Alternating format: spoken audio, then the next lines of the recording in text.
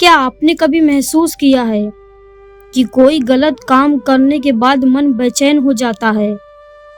बाहर से सब कुछ सामान्य दिखाई देता है, लेकिन भीतर एक अजीब सा बोझ महसूस होता है।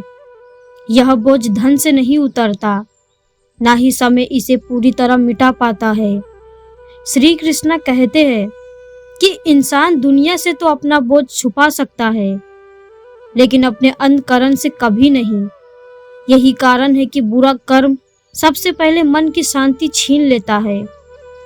भगवत गीता हमें सिखाती है कि हर कर्म का फल निश्चित है। जब कोई व्यक्ति छल, झूठ, धोखा या किसी का दिल दुखाने जैसा कार्य करता है, तो उसका सबसे पहला दंड उसका अपना मन देता है।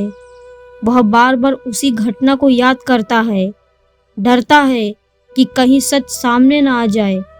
धीरे धीरे उसका आत्मविश्वास कम होने लगता है और मन का संतुलन बिगड़ जाता है। इसलिए श्री कृष्ण कहते हैं कि ऐसा कर्म ही करो जिसे याद करके तुम्हारा सिर गर्व से ऊंचा हो, ना कि शर्म से झुक जाए।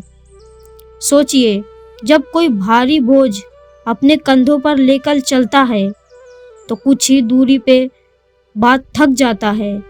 ठीक उसी तरह बुरे कर्म का बोझ भी इंसान की आत्मा को थका देता है। वह मुस्कुराने की कोशिश करता है, लेकिन भीतर से खुश नहीं रह पाता। उसे हर समय डर, पछतावा और असुरक्षित घेरे रहती है। दूसरी ओर जो व्यक्ति सत्य, ईमानदारी और करुणा के मार्ग पर चलता है, वह साधारण जीवन जीकर भी गहरी शांति का अनुभव करता है। उसकी सबसे बड़ी संपत्ति उसका शांत मन होता है। श्री कृष्ण यह भी सिखाते हैं कि यदि जीवन में कोई भूल हो जाए तो उसे स्वीकार करके और सुधारने का साहस करना चाहिए। सच्चा संवाद और अच्छे कर्मों की शुरुआत मन का बोझ हल्का कर देती है। गलती पर अहंकार करना अंधकार को बढ़ावा है, जबकि गलती स्वीकार करना प्रकाश की ओर पहला कदम है।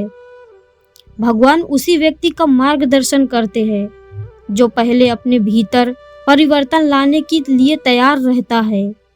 इसलिए आज से एक संकल्प ले कि ऐसा कोई कार्य नहीं करेंगे जिससे बाद हमारा मन ही हमारा सबसे बड़ा शत्रु बन जाए। याद रखिए, धन, सफलता और प्रतिसिद्धि से बढ़कर यदि कोई चीज है तो वह है मन की शांति, और मन ही शांति केवल अच्छे कार्य, सत्य और धर्म के मार्ग पर चलने से ही प्राप्त होती है। यदि आपको श्री कृष्ण की यह सीख पसंद आई हो तो इस विचार को अपने परिवार और मित्रों के साथ अवश्य साझा करें। ऐसे ही गीता के अनमोल विचार सुनने के लिए हमारे चैनल को सब्सक्राइब करना ना भूलें। जय श्री कृष्णा।